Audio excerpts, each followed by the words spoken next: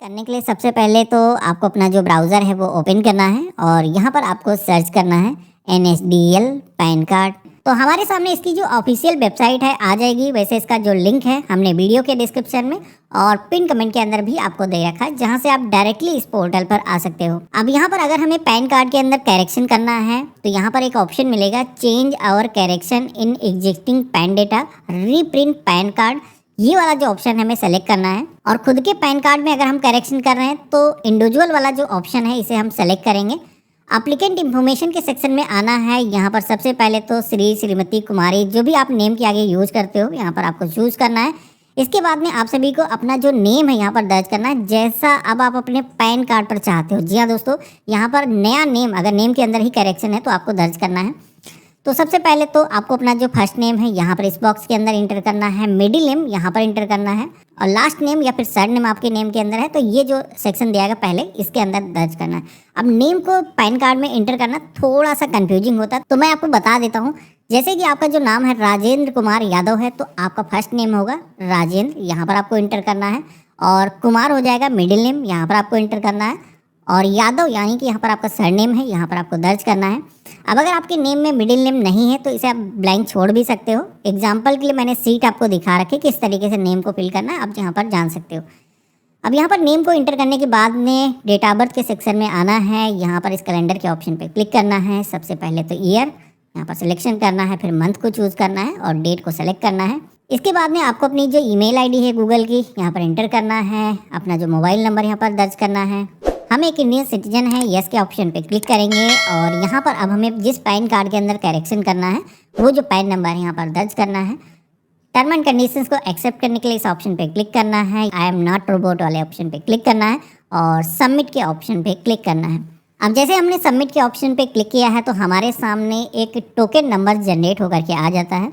ये जो token number है अपने पास में आपको नोट करके रख लेना है। ये टोकन नंबर उस केस में आपको काम आता है कभी भी सर्वर एरर की वजह से आप लॉग आउट हो जाते हो तो इसी के ज़रिए लॉगिन करके आप दोबारा से फॉर्म को वहीं से फिल कर सकते हो। तो हमें यहाँ पर कंटिन्यू के ऑप्शन पे क्लिक करना है। तो अब हमारे सामने 3 ऑप्शन आएंगे जिसमें कि आपको सिलेक्शन करना है कि आप अपने पैन कार्ड में करेक्शन कैसे करना चाहते हो।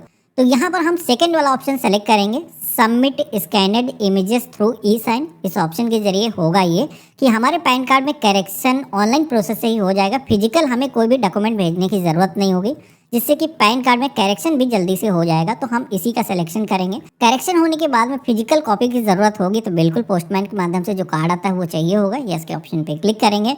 अब यहाँ पर आप देखोगे कि पैन नंबर हमने जो रजिस्ट्रेशन पेज पर इंटर किया था वो यहाँ पर आ चुका है। अब यहाँ पर आपको अपना जो आधार नंबर है इंटर करना है, जिसमें कि ध्यान रखना है कि केवल लास्ट के 4 डिजिट यहाँ पर आपको इंटर करना है। इसके बाद में आप सभी को अपना जो नेम है यहाँ पर दर्ज करना है। जैसा आपके आधार कार्ड पर नेम है सेम वैसे इंटर करना है। अगर आपको अपने पैन कार्ड पर अपना नया नेम चाहिए यानी कि चेंजेस आपको करने हैं, करेक्शन करना है, तो यहाँ पर आप देखोगे कि इस फॉर्म के अंदर हर जगह पर छोटे छोटे टिक करने के ऑप्शन दिख रहे हैं। तो जो भी इंफॉर्मेशन आपको चेंज करना है उस पर आपको टिक करना होगा। भले ही आप पूरा फॉर्म फिल करो, लेकिन अगर आपने टिक नहीं किया तो आपका ये जो करेक्शन है वो नहीं होगा। तो इसलिए आपको ये बताना है यानी कि सहमति देना कि हम ये जो इन्फॉर्मेशन है चेंज करना चाहते हैं। फॉर्म तो आपको पूरा भरना ही होगा। तो यहाँ पर नेम हम चेंज करना चाहते हैं, इस तरीके से इस ऑप्शन पे क्लिक करेंगे। इसी के साथ में नाम आपका रजिस्ट्रेशन पेज से आ चुका है। तो अगर कुछ मिस्टेक है पैन कार्ड पर कैसा नेम प्रिंट होकर के आएगा यहाँ पर देख सकते हो और इसको अभी आप फिक्स कर सकते हो। अब इसके बाद में डेट ऑफ बर्थ के सेक्शन में आना है। यहाँ पर डेट पहले से दर्ज है, मेल फीमेल जो भी जेंडर है आपको यहाँ पर सिलेक्शन करना है। देन आप सभी लोग देखोगे कि फ़ोटो मिसमैच और सिग्नेचर मिसमैच ये पहले से सेलेक्ट है। तो यहाँ पर पैन कार्ड के अंदर जब भी कोई करेक्शन आप करते हो तो उसके साथ में आपको फ़ोटो और सिग्नेचर को अपडेट करना होता है। तो यहाँ पर इन ऑप्शन पे टिक रहने देना है। इसके बाद में डिटेल ऑफ पेरेंट का एक ऑप्शन मिलेगा।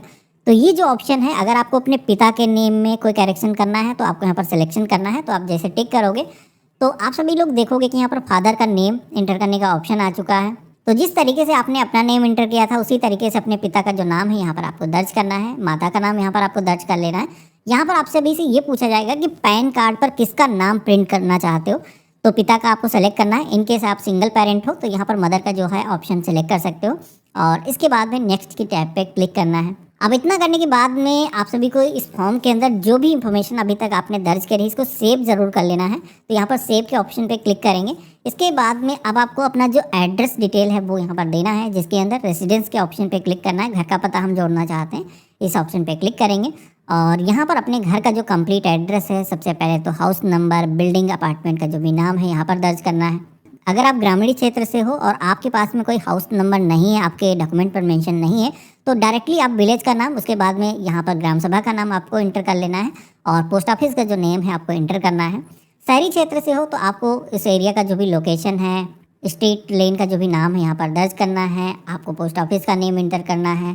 सब डिवीज़न यानी कि तहसील का नाम यहाँ पर दर्ज करना है। डिस्ट्रिक्ट यहाँ पर आपको फिल करना है और कंट्री का जो नेम है यहाँ पर इंडिया हम सेलेक्ट कर लेंगे। अपना स्टेट सेलेक्ट करना है और आपके आधार कार्ड पर बैक साइड पर जो पिन कोड है यानी कि अपने एरिया का जो पिन कोड है आपको दर्ज करना है।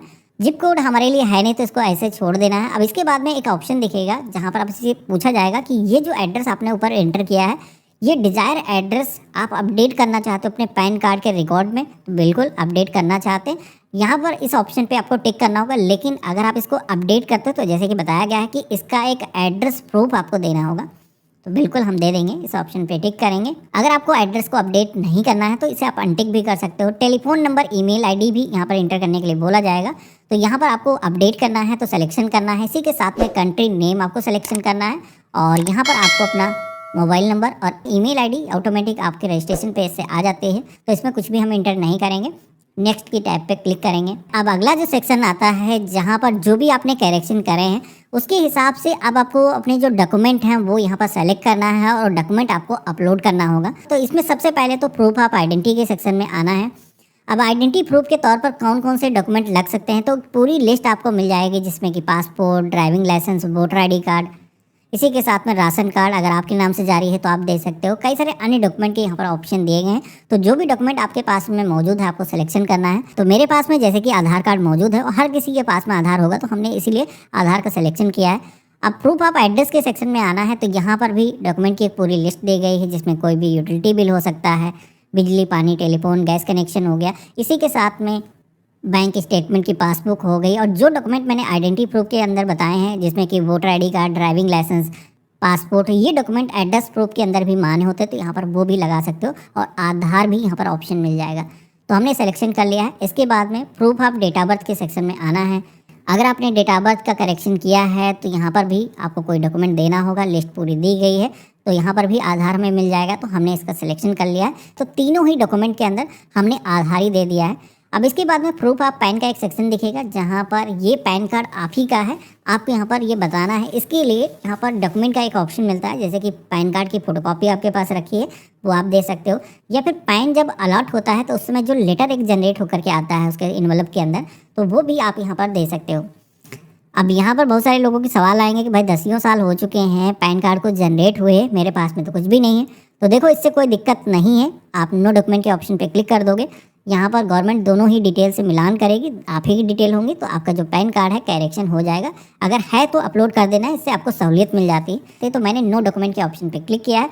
अब यहाँ पर जो भी हमने सिलेक्शन किया है एक बार सेव करके इन्फॉर्मेशन सेव कर लेंगे।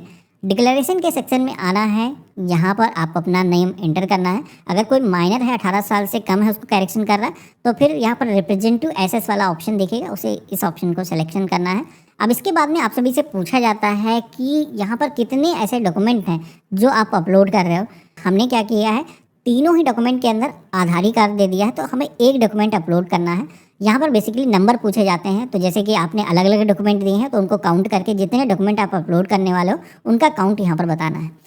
तो यहाँ पर हमने एक इंटर कर दिया है। अब यहाँ पर प्लेस के सेक्शन में जहाँ से भी फॉर्म भर रहे हो अपना उस स्थान का नाम एंटर करना है, डेट पहले से दर्ज है। इसके बाद में अब हमें अपनी जो फोटो है इसी के साथ में सिग्नेचर अपलोड करना है, जो कि हमारे पैन कार्ड पर ये जो है प्रिंट होकर के आएंगे। तो एक चीज़ का ध्यान रखना, पासपोर्ट साइज की फ़ोटो होनी चाहिए। अगर आप अपने मोबाइल फ़ोन से कैप्चर करिए तो उसको क्रॉप कर लेना है। अगर उसका जो साइज़ है ज़्यादा है तो एक चीज़ का ध्यान रखना है, जैसे कि आप देखोगे कि 50 KB से ऊपर की जो फाइल है यहाँ पर अपलोड नहीं की जा सकती है। तो यहाँ पर इसका जो डायमेंशन यहाँ पर दिया गया है मैनुअली, आप चाहो अगर कंप्यूटर से कर रहे हो तो इस साइज की जो फोटो है बना सकते हो। लेकिन अगर आप अपने मोबाइल फ़ोन से कर रहे हो, सरकारी DNA टूल्स आप ब्राउज़र में सर्च करोगे तो यहाँ पर आपको वेबसाइट मिल जाएगी, इस पर आपको क्लिक करना है।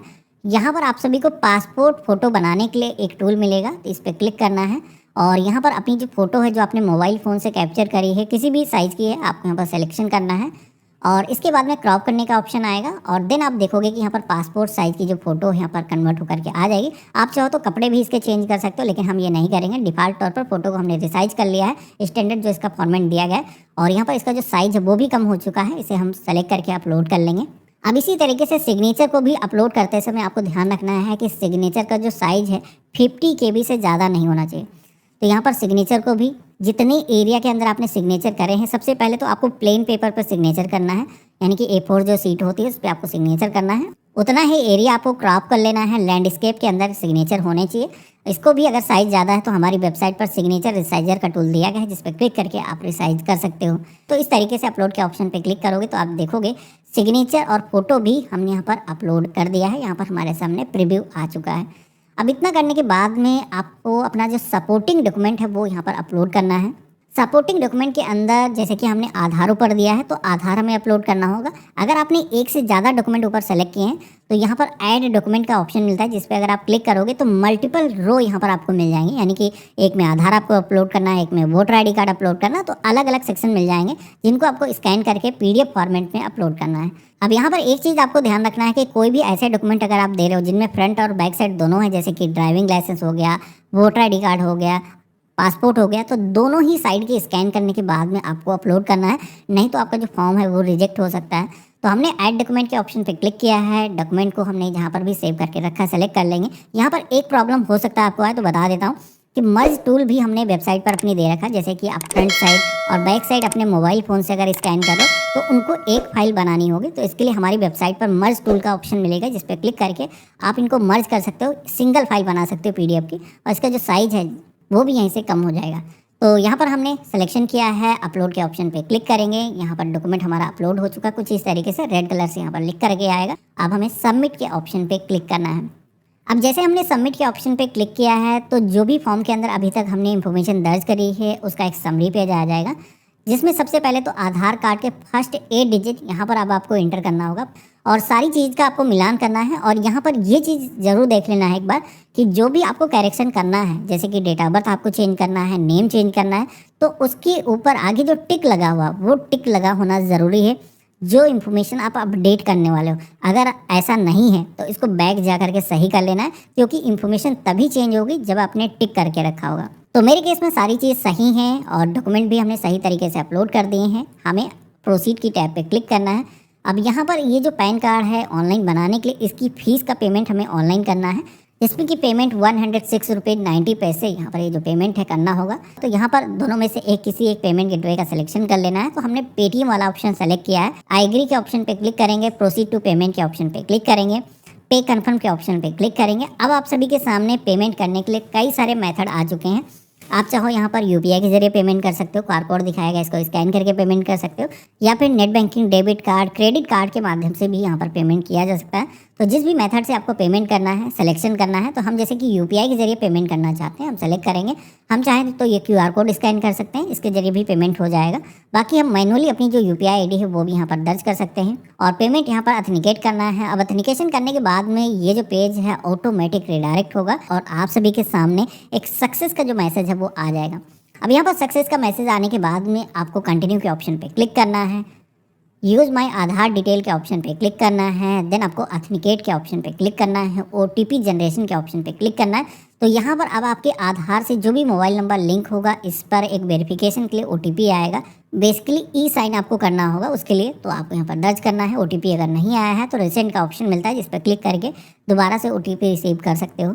हमने सबमिट की टैब पे क्लिक किया है। अब आप देखोगे कि E-साइन का जो ऑप्शन है यहाँ पर आ चुका है, तो कंटिन्यू विद E-साइन के ऑप्शन पे क्लिक करेंगे। अब यहाँ पर ये जो ऑप्शन है, जैसे कि हम E-साइन कर देते हैं तो फिजिकल हमें डॉक्यूमेंट भेजने की ज़रूरत नहीं होगी। आई हेयर बाय के ऑप्शन पे क्लिक करेंगे, अपना जो आधार नंबर है यहाँ पर हमें दर्ज करना है और सेंड OTP की टैब पे क्लिक करना है। आपके फ़ोन पर एक OTP आएगा जो कि आपके आधार से जो भी नंबर लिंक होगा उस पर आएगा, यहाँ पर आपको दर्ज करना है और वेरीफाई OTP के ऑप्शन पे क्लिक करना है। अब जैसे आप देखोगे कि हमने OTP से अपना वेरिफिकेशन किया है, तो हमारे सामने कुछ इस तरीके का एक फॉर्म जनरेट होकर के आ जाएगा, जिसमें आपको पहले डिटेल नहीं दिखेंगे। इसको देखने के लिए आपको अपनी जो डेट ऑफ बर्थ है इंटर करना है विदाउट एनी सिंबल के। तो हमने यहाँ पर अपनी जो डेट ऑफ बर्थ है इंटर किया है। ओके के ऑप्शन पे क्लिक करेंगे तो यहाँ पर हमारी जो एप्लीकेशन है वो सक्सेसफुली यहाँ पर सबमिट हो चुकी है।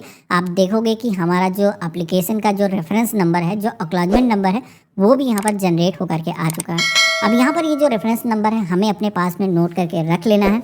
पैन कार्ड को करेक्शन करने की जो रिक्वेस्ट है वो डिजिटल तरीके से आपने रजिस्टर कर दी है। अब गवर्नमेंट एक बार इसका वेरिफिकेशन करेगी, जो भी दस्तावेज आपने लगाए हैं वेरीफाई किए जाएंगे, जो कि 3 से 5 दिन का समय लगता है। इस बीच में आपका जो करेक्शन है वो हो जाता है। आपको मैसेज के माध्यम से नोटिफिकेशन मिल जाता है कि आपके आधार के अंदर ये जो इन्फॉर्मेशन है वो चेंज हो चुकी है। जैसे आपके पैन कार्ड में करेक्शन होगा उसके बाद में पैन कार्ड की एक नई कॉपी आपके ईमेल पर आ जाती है, जिसे आप डाउनलोड करके प्रिंट करके कहीं पर भी ज़रूरत है तो लगा सकते हो। आपकी जो नई इन्फॉर्मेशन है इस पर आ चुकी है। बाकी आप सभी को इसका जो प्लास्टिक का पीवीसी कार्ड है वो पोस्ट के माध्यम से भेजा जाता है, तो ये पोस्टमैन लेकर के आएगा। तो इसमें करीब 15 से 20 दिन का समय लग सकता है। बाकी अगर आपको कोई भी नोटिफिकेशन नहीं आता, कई बार ऐसा हो सकता है, तो ऐसे केस में क्या है, यहाँ पर ट्रैक एप्लीकेशन स्टेटस का ऑप्शन मिलेगा इसी पोर्टल पर। इसका भी लिंक मैंने वीडियो के डिस्क्रिप्शन में आपको दे रखा है। जहाँ पर आओगे तो आपको अपना जो एक्नॉलेजमेंट नंबर है यहाँ पर इंटर करना होगा। जो एन करके नंबर था वो आपको यहाँ पर दर्ज करना है और आप सभी के सामने आपका जो वर्तमान स्टेटस है वो आ जाएगा। जैसे कि आपका जो पैन कार्ड है प्रिंट होकर के घर के पते पर सेंड किया जा चुका होगा, तो यहाँ पर उसका जो एयरवे बिल नंबर है वो भी यहाँ पर दिख जाएगा। तो अगर आपको यह वीडियो पसंद आए तो लाइक और शेयर कर देना। थैंक यू दोस्तों, बाय बाय, टेक केयर।